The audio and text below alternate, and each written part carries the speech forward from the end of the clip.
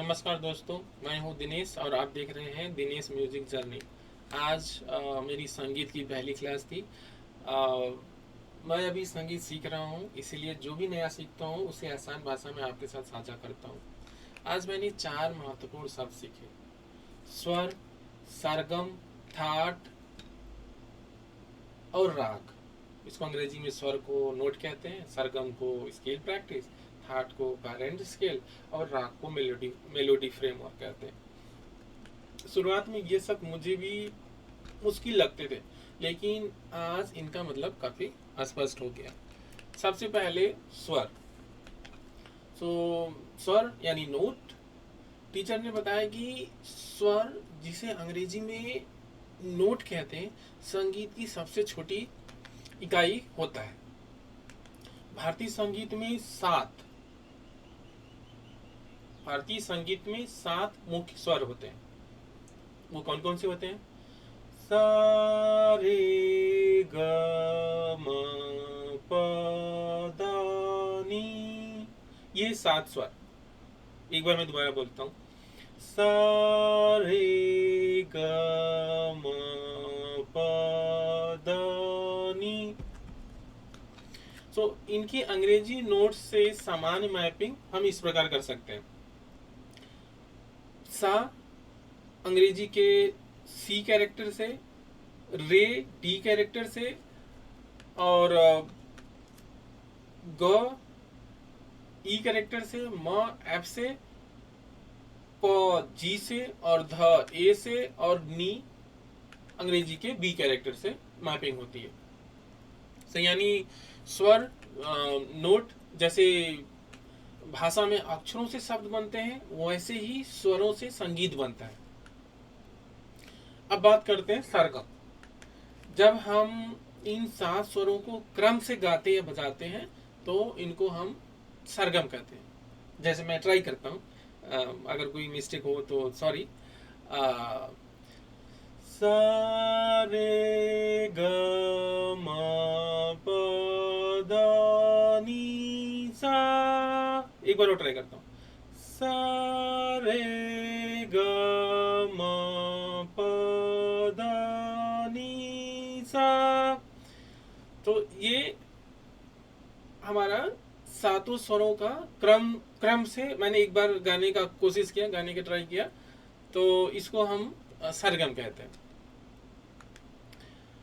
तो अंग्रेजी में इसे लगभग स्किल प्रैक्टिस कहा जाता है। यानी सरगम, जिसको नोट कहते हैं, को क्रम से गाने या बजाने का अभ्यास ही सरगम कहलाता है।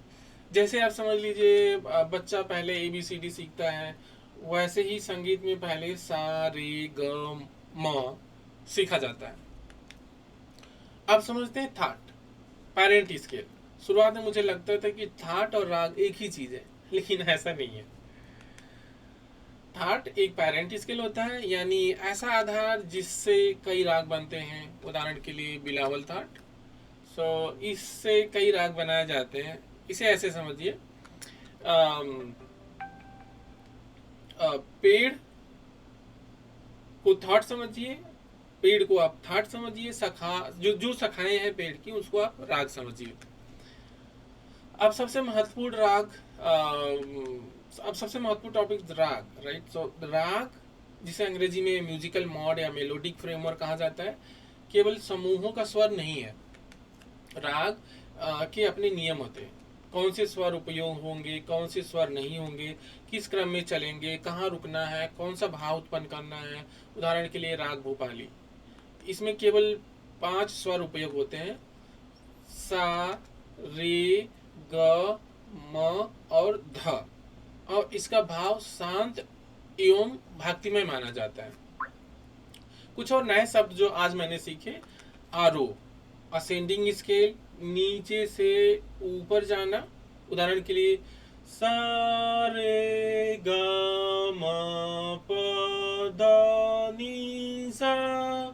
ये हो गया असेंडिंग स्केल। और उसके बाद अवरोह यानी डिसेंडिंग स्केल, मतलब ऊपर से नीचे आना। जैसे सा रे ग म प द सो नाउ सप्तक मतलब ऑक्टेव, 7 स्वरों का एक समूह जिसको हम ऑक्टेव कहते हैं, 7 स्वरों का एक समूह जिसको हम ऑक्टेव कहते हैं। नाउ ताल मतलब रिदम साइकिल। ताल की हर एक गिनती को मात्रा कहते हैं, या इसको बीट भी कहते हैं, मात्रा या बीट। ताल की हर एक गिनती को। बीट समय की धड़कन है और मात्रा उसी धड़कन की एक गिनती। सो मात्रा ताल की सबसे छोटी समय इकाई होती है। जिस तरह घड़ी की टिक टिक टिक नियमित अंतराल पर चलती है, उसी तरह संगीत में हर बीट सामान्य समय पर आती है। हर ताली एक बीट को दर्शाती है। जैसे देखिए,